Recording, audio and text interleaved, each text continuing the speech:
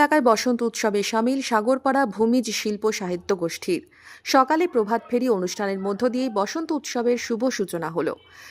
সাগরপাড়া থানার সামনে থেকে শুরু করে রক্সি মোড় পর্যন্ত প্রভাত ফেরি পরিক্রমা করে শোভাযাত্রা। শেষে সাগরপাড়া স্বর্গধাম মাঠে বিভিন্ন অনুষ্ঠানের আয়োজন হয়। সেখানেই বিভিন্ন রকমের নাচ গানের মধ্য দিয়ে উৎসবে সামিল হন ছোট থেকে বড় সকলেই।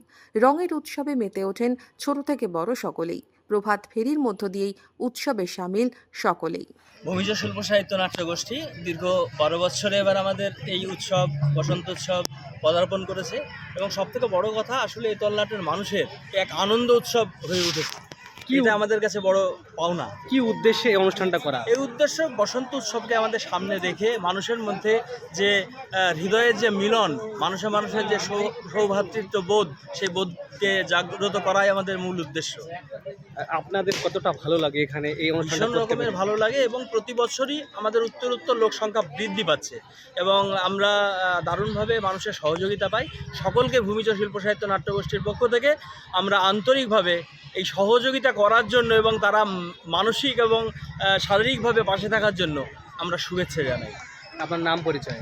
আমার নাম দীপকজ্যোতি সরকার, আমি পত্রিকা সম্পাদক।